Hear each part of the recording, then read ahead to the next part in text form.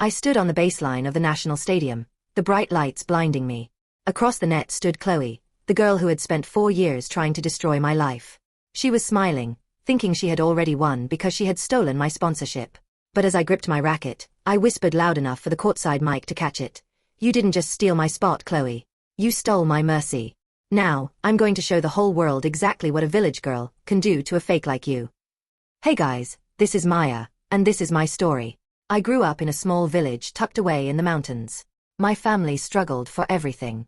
My father worked the fields from sunrise to sunset, and my mother sewed clothes until her fingers bled. We didn't have much, but we had a cracked concrete slab behind the local school. That was my kingdom. That was where I learned to play tennis using an old wooden paddle and a ball that had lost all its fuzz. I wasn't playing for fun. I was playing for a way out. I practiced until my shoes fell apart and my skin burned under the sun. Eventually, I was good enough to earn a scholarship to a prestigious sports academy in the city. I thought my life was finally starting. But I was wrong. To the city kids, I wasn't an athlete. I was a joke. My classmates were the children of CEOs and celebrities. They arrived in shiny cars, carrying rackets that cost more than my father made in a year.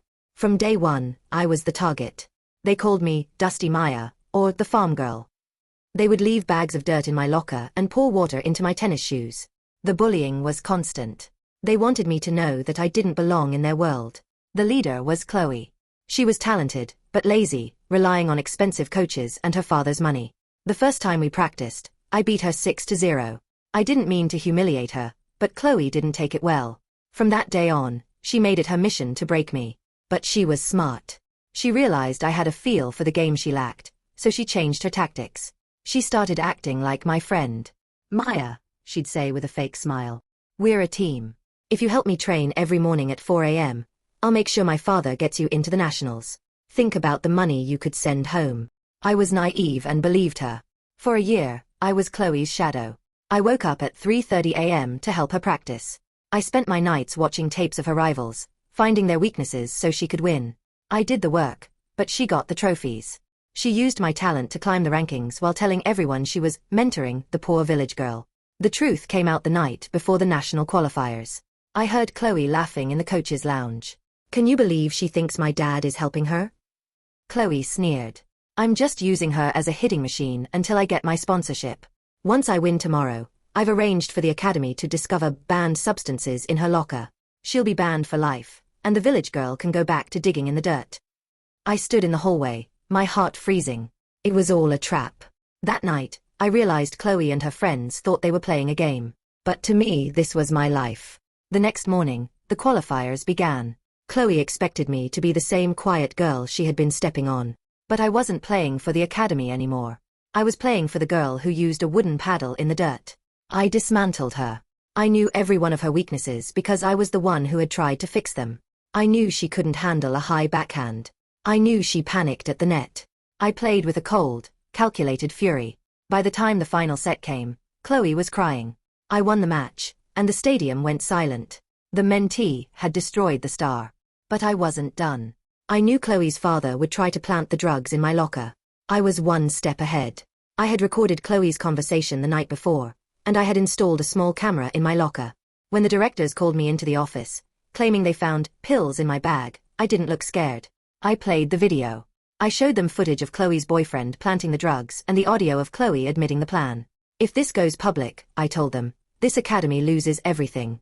Or you disqualify Chloe and give me the sponsorship I earned." The directors had no choice. Chloe was banned. Her perfect life crumbled in a single afternoon. Now, I was at the nationals. The final match was against Isabella, the top seed. Before we walked out, she looked at my worn-out sneakers. "Nice shoes, Maya," she smirked. "Did you find those in a trash can?" I didn't answer. I just walked onto the court. The match lasted 3 hours. Isabella hit the ball harder than anyone, but she had never worked a day in her life. She didn't know what it was like to work until your muscles felt like they were on fire. By the third set, she was gasping for air. Every time I hit the ball, I thought about my father's tired eyes and my mother's scarred fingers. I was a machine. On match point, I chased down her serve and hit a passing shot that clipped the line.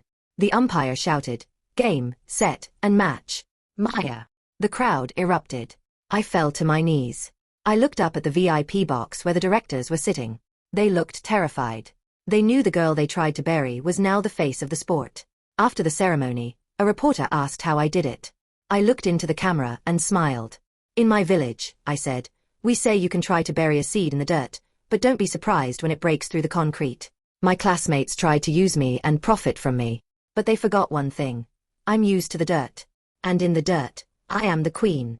I walked off that court and signed a deal that bought my parents a new house. I never spoke to Chloe again. Every time she sees my face on TV, she's reminded of the girl she couldn't stop.